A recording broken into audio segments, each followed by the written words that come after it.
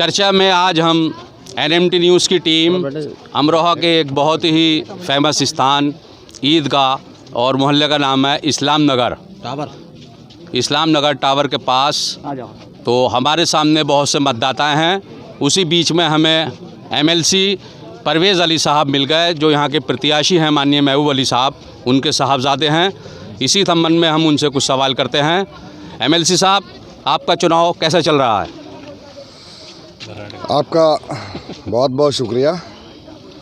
अमरोहा विधानसभा में समाजवादी पार्टी के प्रत्याशी महबूब अली साहब का चुनाव, हर चुनाव लगातार वो 4 बार से विधायक हैं अल्हम्दुलिल्लाह। उन चारों चुनावों के मुकाबले इस बार सबसे ज़्यादा शानदार गति से चल रहा है और मुझे अल्लाह पे भरोसा है और अमरोहा के मतदाताओं पे भरोसा है कि इस बार महबूब अली साहब अपने जीवन की सबसे बड़ी जीत जीतने जा रहे हैं। ये आवाम का, अमरोहा की आवाम का हम पे एहसान है और इस एहसान का बदला समाजवादी पार्टी की सरकार बनने पर सब लोगों के मशवरे से शहर का विकास कराते हुए, उनकी तरक्की और रोज़गार के लिए काम करते हुए कराया जाएगा। महबूब अली परवेज़ अली बोल लगेगी। MLC साहब, ऐसी क्या वजह है कि आपके पिताश्री माननीय महबूब अली साहब लगातार 20-25 वर्षों से अमरोहा 41 विधानसभा क्षेत्र से जीतते चले आ रहे हैं? इसका क्या रीज़न है? देखिए, सबसे बड़ी वजह तो जो मैं मानता हूँ वो ये मानता हूँ कि वो कभी विधायक या कई बार मंत्री रहे, उस तरह से बर्तावा ही नहीं करते।